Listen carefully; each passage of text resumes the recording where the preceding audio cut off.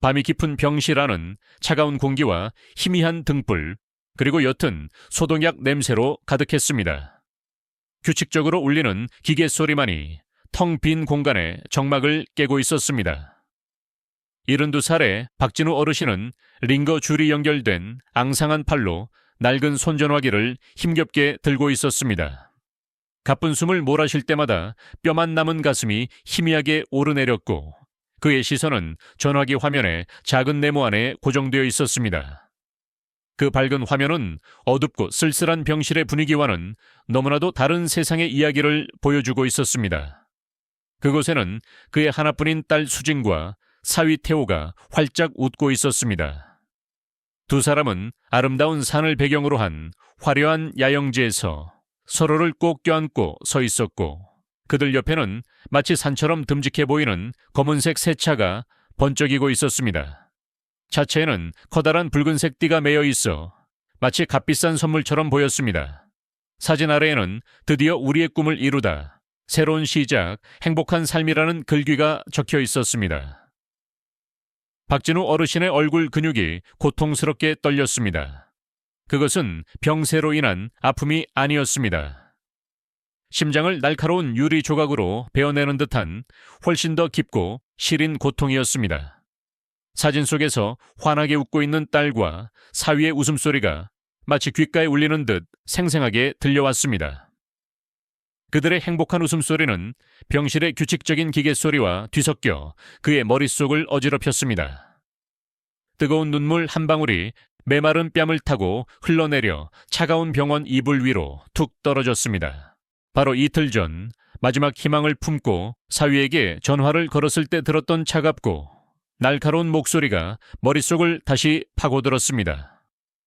아버님, 저희가 지금 1,500만 원이라는 큰돈이 어디 있겠습니까? 시작했던 일이 잘 안 풀려서 저희도 빚더미에 앉아 있습니다. 연세도 있으신데 수술은 몸에 무리가 갈 수 있으니 집에서 좋은 약초라도 다려 드시면서 푹 쉬시는 게 더 나을 겁니다. 그 말은 마치 걱정하는 듯 들렸지만 그 속에는 한치의 온기도 느껴지지 않았습니다. 그렇게 전화는 끊어졌습니다. 자신의 목숨이 걸린 수술비 1,500만 원이 없다고 말하던 그들이었습니다.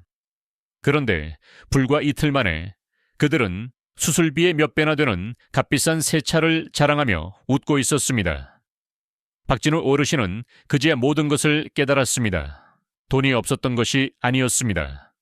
그들에게는 아비의 목숨보다 반짝이는 새 차와 주말의 호화로운 휴식이 훨씬 더 중요했던 것입니다. 평생을 바쳐 홀로 키운 딸에게 그는 이제 그저 낡고 귀찮은 짐일 뿐이었습니다. 세상이 무너져 내리는 듯한 절망감이 그의 온몸을 덮쳤습니다. 하지만 그때 박진우 어르신은 아직 모르고 있었습니다.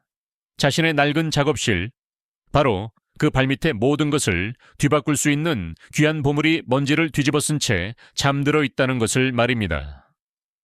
그리고 진짜 충격적인 반전은 자신이 아니라 바로 자신을 버린 그들을 기다리고 있다는 사실을 말입니다.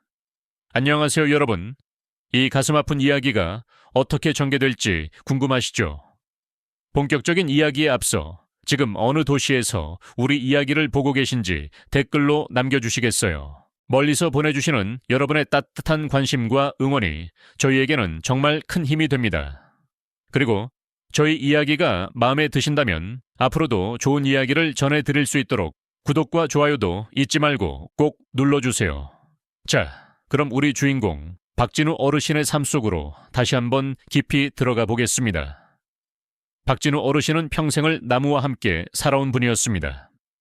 그의 작은 집은 언제나 은은한 소나무 향기로 가득했고 집안의 모든 가구는 그의 손을 거쳐 만들어진 것들이었습니다. 투박하지만 단단한 식탁, 정교한 무늬가 새겨진 문갑, 햇살을 받으면 따뜻한 빛을 내는 마루까지 집 안 곳곳에는 그의 땀과 세월이 깃들어 있었습니다. 젊은 시절 아내를 먼저 하늘로 보낸 뒤 그는 오직 하나뿐인 딸 수진을 바라보며 험한 세상을 버텨왔습니다. 거칠고 두꺼운 굳은 살이 박인 그의 손은 단단한 나무를 다룰 때는 무쇠처럼 강했지만 어린 딸의 머리를 쓰다듬을 때는 세상 누구보다 부드러웠습니다. 그에게 딸 수지는 평생을 바쳐 만든 가장 귀하고 소중한 작품이었습니다. 딸이 웃으면 온 세상을 얻은 듯 행복했고, 딸이 아프면 자기 살이 찢겨나가는 듯 아팠습니다. 그렇게 애지중지 키운 딸이 좋은 사람을 만나 결혼할 때 그는 집을 마련해 주느라 평생 모은 돈을 아낌없이 내어주었고, 그 후로도 늘 자식들 걱정뿐이었습니다. 그날 아침도 여느 때와 다르지 않았습니다. 박진우 어르신은 마당 한편에 작은 텃밭에서 흙을 고르고 있었습니다. 따스한 햇살을 받으며 허리를 펴는 순간 갑자기 가슴을 쥐어짜는 듯한 극심한 통증이 찾아왔습니다. 숨이 턱 막히고 눈앞이 캄캄해지면서 그는 그대로 정신을 잃고 쓰러졌습니다. 다행히 담 너머 이웃이 그를 발견하고 급히 병원으로 옮겼습니다. 몇 시간 뒤 하얀 병실 천장을 보며 눈을 뜬 그에게 의사는 무거운 표정으로 다가와 말했습니다.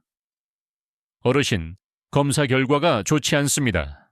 심장으로 피를 내보내는 무늬돌처럼 딱딱하게 굳어서 제 역할을 거의 못하고 있습니다. 대동맥 판막 협착증이라는 병인데 상태가 매우 심각합니다. 의사의 말 한마디 한마디가 그의 심장에 비수처럼 꽂혔습니다. 의사는 곧이어 희망적인 소식과 절망적인 소식을 함께 전했습니다. 다행히 요즘에는 가슴을 크게 열지 않고 하는 새로운 수술 방법이 있습니다.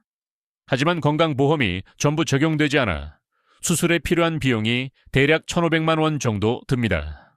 어르신의 상태를 보면 늦어도 일주일 안에는 꼭 수술을 받으셔야 합니다.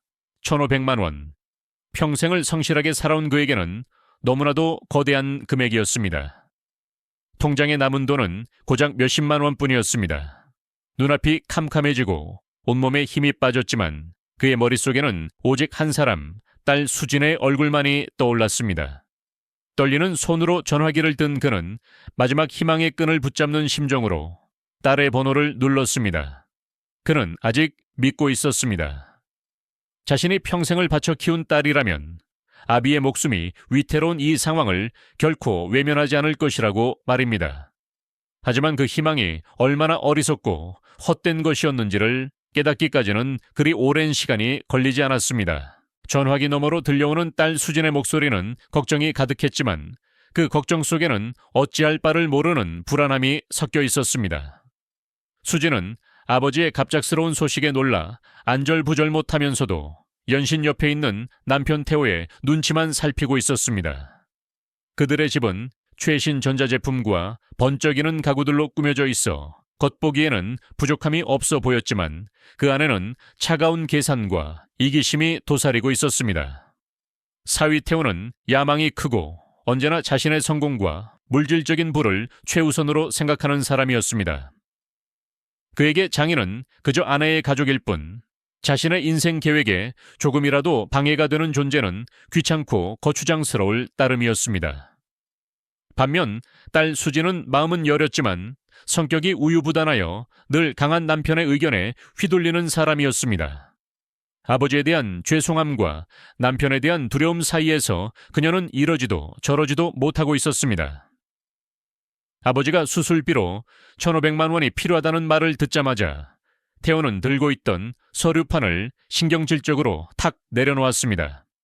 그는 수진의 손에서 전화기를 거의 빼앗다시피 가져가서는 목소리를 깔고 말했습니다. 아버님, 저희가 지난번에 말씀드리지 않았습니까?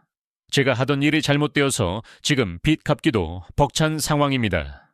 저희도 하루하루가 전쟁입니다. 그런 큰 돈은 저희에게 없습니다.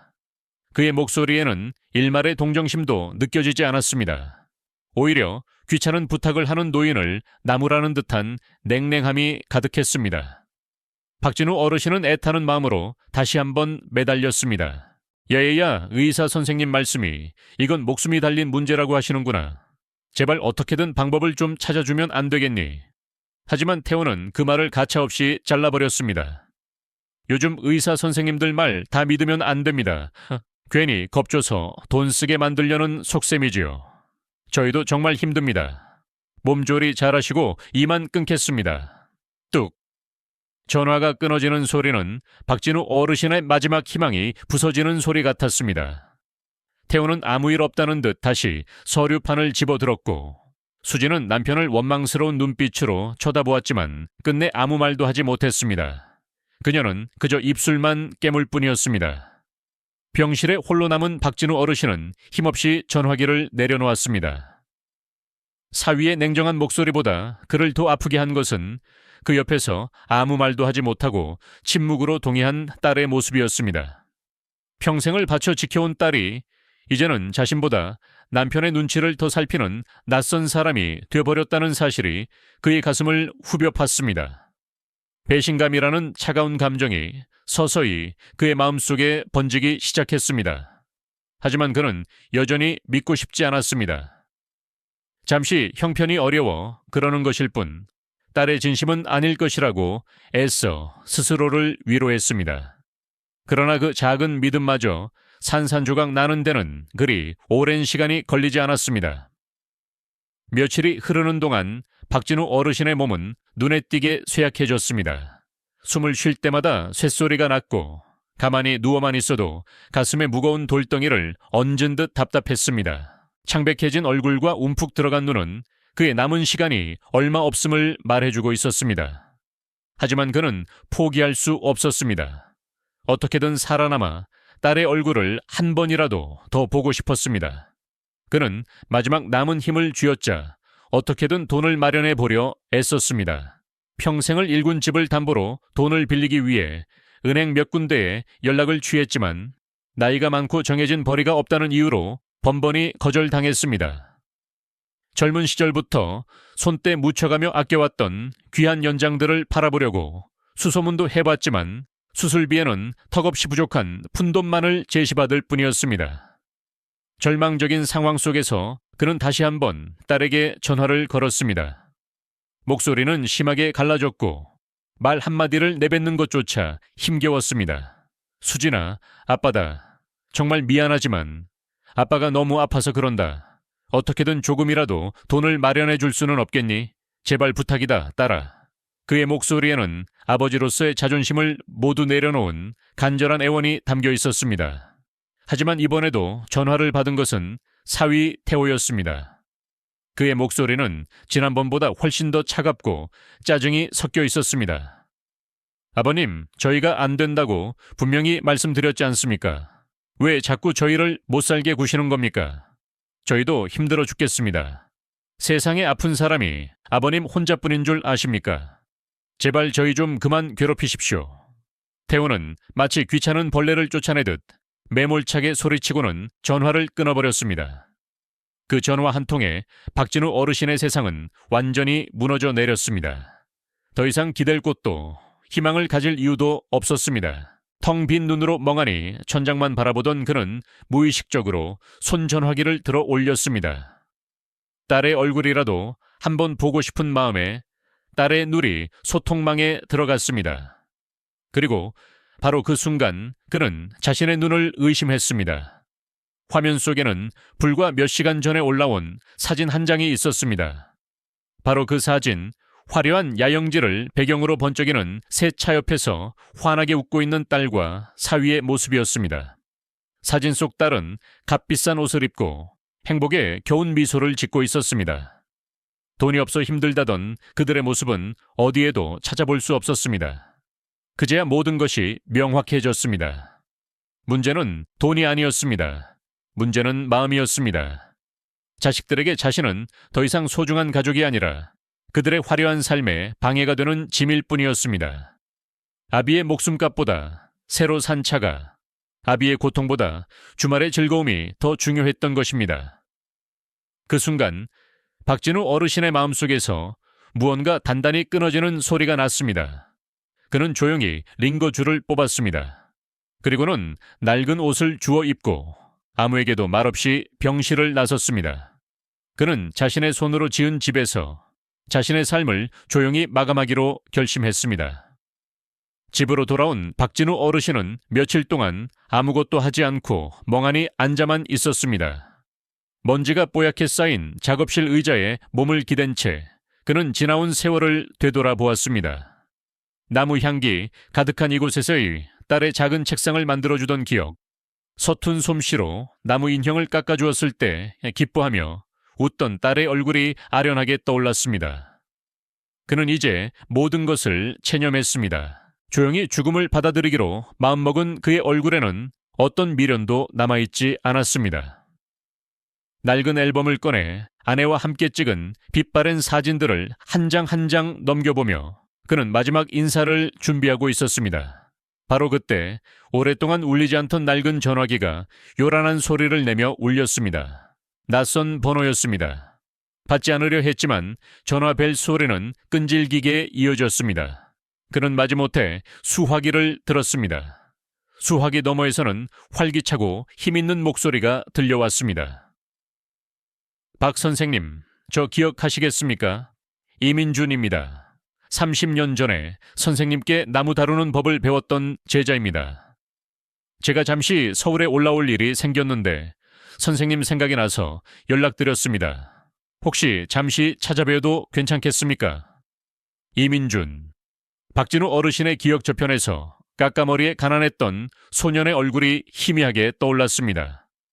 집안 형편이 어려워 아무것도 배울 수 없었던 그 아이의 재능을 안타깝게 여겨 그는 몇 년 동안 아무런 대가 없이 자신의 모든 기술을 가르쳐 주었습니다. 어차피 마지막 길을 가는 마당에 옛 제자의 얼굴이라도 한번 보고 가는 것이 좋겠다는 생각에 그는 그러라고 대답했습니다. 그것이 자신의 인생을 송두리째 바꿀 운명적인 만남이 될 줄은 꿈에도 상상하지 못한 채였습니다. 몇 시간 뒤 말끔한 차림의 중년 남성이 된 이민준이 찾아왔습니다. 이제는 이름만 대면 누구나 아는 유명한 고가구, 복원 전문가이자 감정가가 된 그는 스승의 작업실을 둘러보며 감회에 젖었습니다. 그의 눈은 존경과 그리움으로 빛나고 있었습니다. 그러던 그의 시선이 작업실 한 구석, 두꺼운 방수포에 덮여있는 낡은 가구들에 멈췄습니다. 선생님, 저것은 무엇입니까?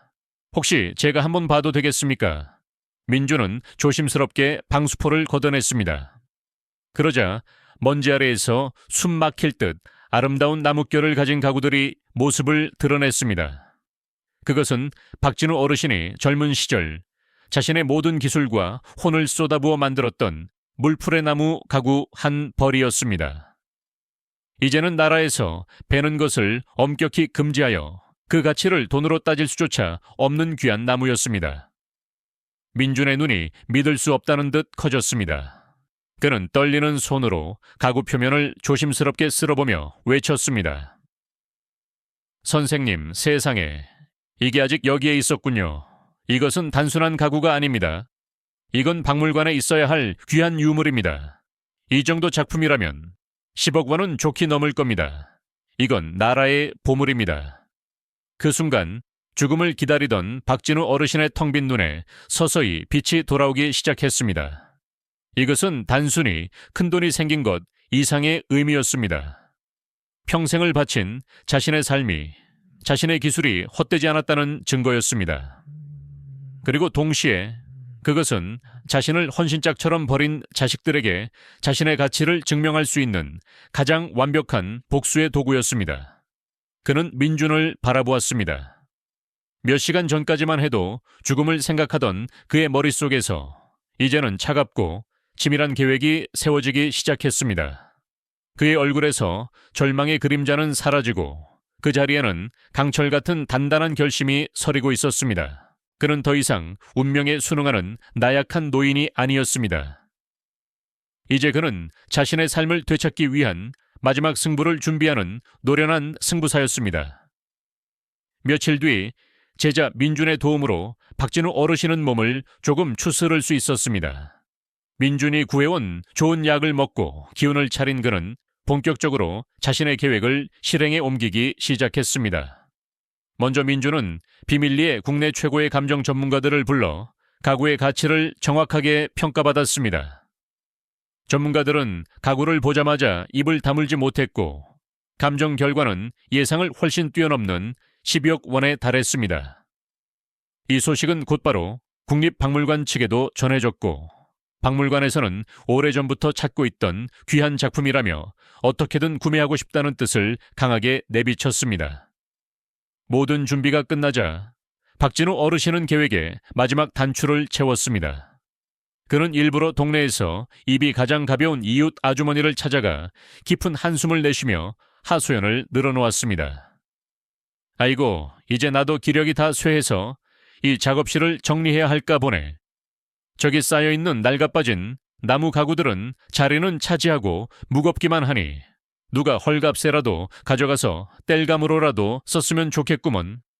그의 계산은 정확했습니다.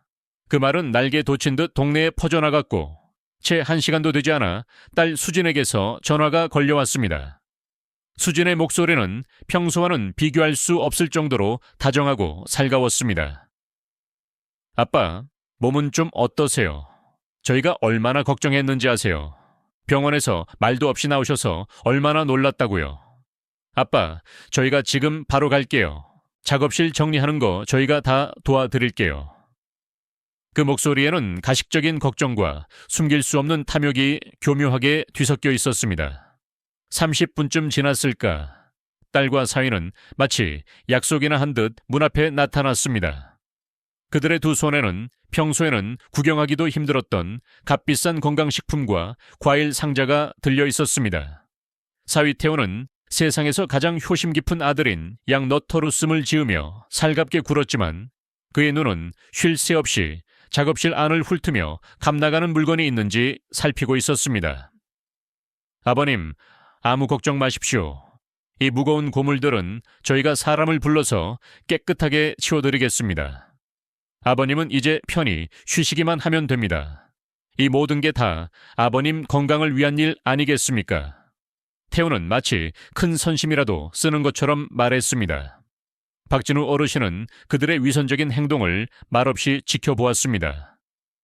자신의 목숨값 1,500만 원은 아까워 외면했던 자들이 이제는 쓸모없어 보이는 낡은 가구, 몇 점에 눈이 멀어 달려든 모습이 가소롭기 짝이 없었습니다.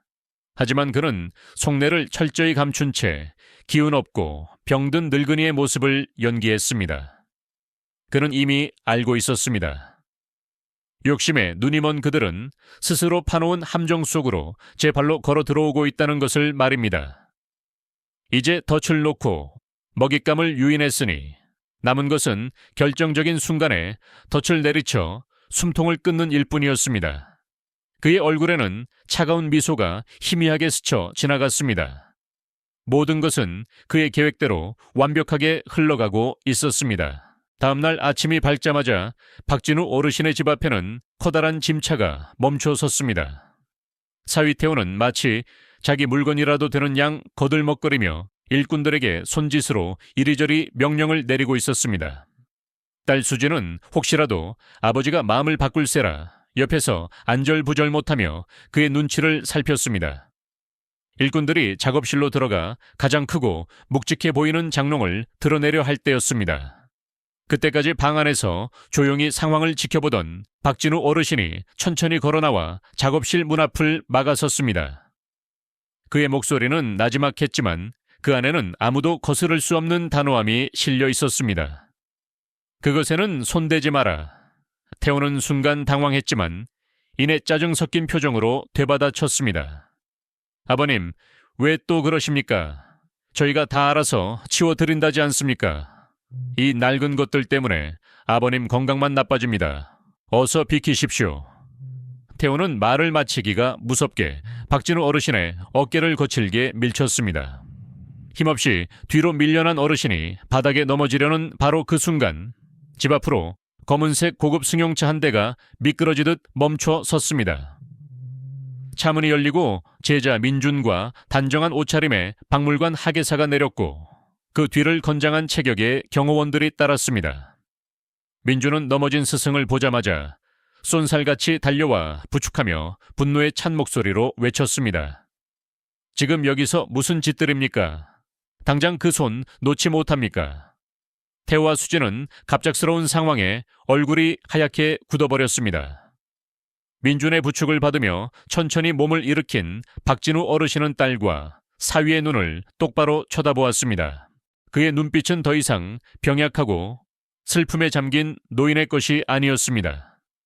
차가운 분노와 경멸이 담긴 그의 목소리가 마당 전체에 울려 퍼졌습니다.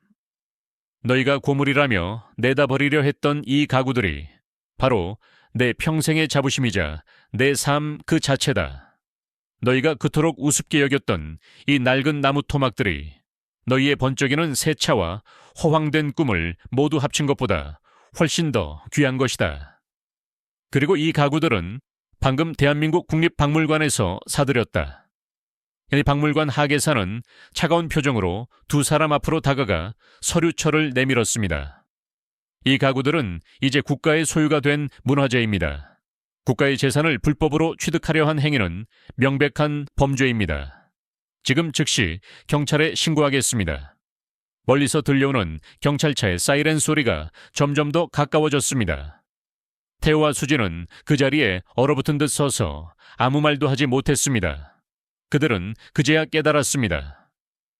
자신들이 버리고 짓밟았던 것이 단순히 늙은 아버지가 아니라 감히 값을 매길 수 없는 존엄한 한 인간의 삶이었다는 것을 말입니다. 그로부터 6달이라는 시간이 흘렀습니다. 박진우 어르신은 성공적으로 수술을 받고 건강을 완전히 되찾았습니다. 그는 가구를 판 돈의 대부분을 자신과 같이 어렵고 소외된 노인들을 돕는 자선단체에 기부했습니다. 장인의 손길이라는 이름의 이 단체는 수술비가 없어 고통받는 어르신들을 지원하고 재능은 있지만 형편이 어려워 꿈을 펼치지 못하는 젊은 기술자들에게 배움의 기회를 주는 일을 했습니다. 그는 남은 돈으로 바다가 보이는 작은 시골 마을에 아담한 집과 작업실을 새로 마련했습니다. 이제 그의 곁에는 피를 나눈 자식 대신 그의 따뜻한 마음에 감동하여 모여든 새로운 이웃과 제자들이 있었습니다. 그는 매일 아침 햇살이 가득 들어오는 새 작업실에서 어린아이들에게 나무 깎는 법을 가르쳤습니다.